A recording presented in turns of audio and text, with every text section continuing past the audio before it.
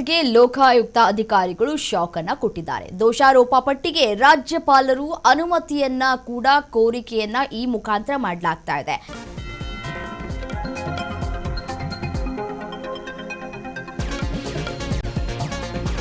ಮಾಜಿ ಸಚಿವ ಜಮೀರ್ ಅಹಮದ್ ಖಾನ್ಗೆ ಮತ್ತೆ ಕಾನೂನಿನ ಸಂಕಷ್ಟ ಎದುರಾಗಿದೆ. ಆದಾಯಕ್ಕಿಂತ ಹೆಚ್ಚು ಆಸ್ತಿ ಗಳಿಕೆ ಆರೋಪದ ಪ್ರಕರಣದಲ್ಲಿ ಲೋಕಾಯುಕ್ತ ದೊಡ್ಡ ಹೆಜ್ಜೆಯನ್ನು ಇಟ್ಟಿದೆ. ಜಮೀರ್ ವಿರುದ್ಧ ದೋಷಾರೋಪ ಪಟ್ಟಿಯನ್ನ ಸಲ್ಲಿಸೋದಕ್ಕೆ ರಾಜ್ಯಪಾಲರ ಅನುಮತಿಯನ್ನ ಕೋರಿ ವಿಶೇಷ ಮನವಿಯನ್ನ ಇಲ್ಲಿ ಸಲ್ಲಿಕೆ ಮಾಡಲಾಗಿದೆ. ಈ ಬೆಳವಣಿಗೆ ರಾಜ್ಯ ರಾಜಕೀಯದಲ್ಲಿ ಹೊಸ ಸಂಚಲನಕ್ಕೂ ಕೂಡ ಕಾರಣವಾಗ್ತಾ ಇದೆ.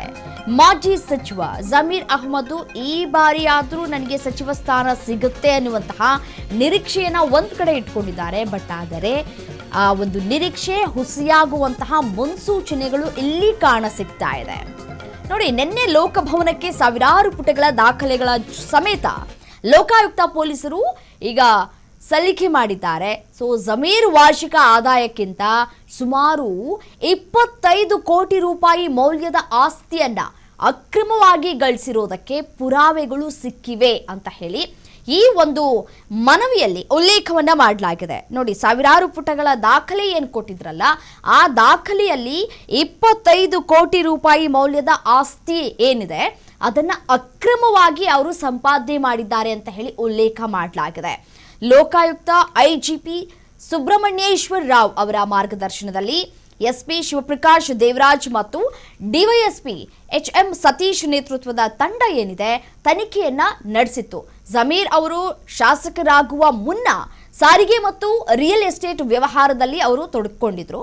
2005ರಲ್ಲಿ ಚಾಮರಾಜಪೇಟೆ ಕ್ಷೇತ್ರದ ಉಪಚುನಾವಣೆಯಲ್ಲಿ ಜೆಡಿಎಸ್ ಅಭ್ಯರ್ಥಿಯಾಗಿ ಗೆದ್ದು ವಿಧಾನಸಭೆಗೆ ಅವರು ಪ್ರವೇಶವನ್ನ ಮಾಡಿದ್ರು.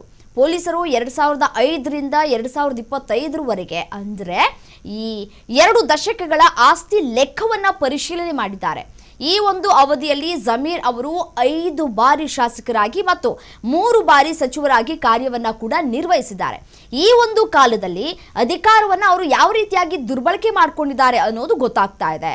ಸೊ 25 ಕೋಟಿ ರೂಪಾಯಿ ಮೌಲ್ಯದ ಆಸ್ತಿಯನ್ನ ಅವರು ಸಂಪಾದನೆ ಮಾಡಿರೋದು ತನಿಖೆಯ ಸಂದರ್ಭದಲ್ಲಿ ಖಚಿತ ಆಗಿದೆ ಅನ್ನುವಂತಹ ಮಾಹಿತಿಗಳು ಮೂಲಗಳಿಂದ ಲಭ್ಯವಾಗ್ತಾ ಇದೆ. ಸೊ ಹಾಗಾಗಿ ಶಾಸಕರಾಗುವ ಮುನ್ನ ಜಮೀರ್ ಅವರ ಬಳಿ ಬೆಂಗಳೂರಿನ ಸದಾಶಿವನಗರದಲ್ಲಿ ಫ್ಲಾಟ್, ಮೈಸೂರಿನಲ್ಲಿ ನಿವೇಶನ ಮತ್ತೆ ಲಕ್ಷಾಂತರ ರೂಪಾಯಿ ಬ್ಯಾಂಕ್ ಖಾತೆಯಲ್ಲಿ ಇತ್ತು. ಆದರೆ ಶಾಸಕರಾದ ನಂತರ ಶಿವಾಜಿನಗರದಲ್ಲಿ 20 ಕೋಟಿ ರೂಪಾಯಿ ಮೌಲ್ಯದ ವೈಭವವಾದಂತಹ ಬಂಗಲೆಯನ್ನು ಅವ್ರು ಕಟ್ಟಿದ್ದಾರೆ.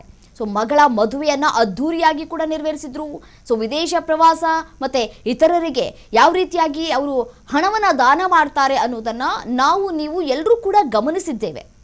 ಇದು ಅಲ್ಲದೆ ನಟಿ ರಾಧಿಕಾ ಕುಮಾರಸ್ವಾಮಿ ಮತ್ತೆ ಮಾಜಿ ಸಚಿವ ದಿನೇಶ್ ಗುಂಡೂರಾವ್ ಮತ್ತೆ ಚೆಲುವರಾಯಸ್ವಾಮಿ, ಶಾಸಕ ಎಚ್.ಸಿ. ಬಾಲಕೃಷ್ಣ, ಮಾಜಿ ರಾಜ್ಯಸಭಾ ಸದಸ್ಯ ಕುಪೇಂದ್ರ ರೆಡ್ಡಿ ಸೇರಿದಂತೆ ಸುಮಾರು 30ಕ್ಕೂ ಹೆಚ್ಚು ಪರಿಚಿತರಿಂದ ಕೋಟ್ಯಾಂತರ ರೂಪಾಯಿ ಸಾಲವನ್ನು ಪಡೆದುಕೊಂಡಿದ್ದಾರೆ. ಆದರೆ ಈ ಸಾಲಗಳನ್ನ ಮರುಪಾವತಿ ಮಾಡಿದ್ದಾರೆ ಅನ್ನುವಂತಹ ದಾಖಲೆಗಳು ಇನ್ನೂ ಕೂಡ ಸಿಕ್ಕಿಲ್ಲ. ಮಾಡಿದ್ದಾರಾ ಇಲ್ವಾ ಅನ್ನೋದು ಸದ್ಯಕ್ಕಿರುವಂತಹ ಪ್ರಶ್ನೆ.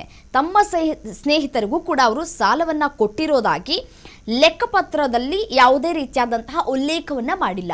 ಎಷ್ಟೆಷ್ಟು ಹಣವನ್ನ ಸಾಲವಾಗಿ ಕೊಟ್ಟಿದ್ದಾರೆ ಅದೆಲ್ಲವನ್ನ ಕೂಡ ರಿಕವರಿ ಮಾಡ್ಕೊಂಡಿದ್ದಾರಾ ಇಲ್ವಾ ಇದ್ಯಾವುದು ಕೂಡ ಗೊತ್ತಿಲ್ಲ. ಬಟ್ ಆದರೆ ಶಾಸಕರಾಗುವ ಮುನ್ನ, ಶಾಸಕರಾದ ನಂತರ ಅವರ ಆಸ್ತಿ ಸಂಪಾದನೆ, ಸಚಿವರಾದ ಮೇಲೆ ಅವರ ಆಸ್ತಿ ಸಂಪಾದನೆ ಅಕ್ರಮವಾಗಿ ಆಗಿದೆ. ಅದು ಕೂಡ ಬರೋಬ್ಬರಿ 25 ಕೋಟಿ.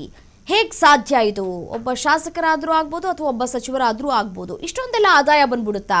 ಸಚಿವರಾಗ್ಬಿಟ್ರೆ, ಶಾಸಕರಾಗ್ಬಿಟ್ರೆ ಹೇಗೆ ಬರುತ್ತೆ? ಸರ್ಕಾರ ಕೊಡೋ ಸಂಬಳ ಗಮನದಲ್ಲಿ ಇಟ್ಕೊಳ್ತಾ ಹೋಗೋದಾದ್ರೆ, ಅವ್ರು ಮಾಡಿರುವಂತಹ ಸಾಲವನ್ನು ಗಮನಿಸ್ತಾ ಹೋಗೋದಾದ್ರೆ ಇದೆಲ್ಲವೂ ಹೇಗೆ ಸಾಧ್ಯ ಆಗ್ತಾ ಇದೆ ಅನ್ನೋದು ಇರುವಂತಹ ಪ್ರಶ್ನೆ. ಅದಕ್ಕೆ ರಾಜಕೀಯಕ್ಕೆ ಸೇರ್ಕೊಂಡ್ಬಿಡ್ಬೇಕು, ದುಡ್ಡು ಮಾಡಬೇಕು ಅನ್ನೋದು ಹಪಾಹಪಿಯಲ್ಲಿ ಇರ್ತಾರೆ ಕೆಲವರು.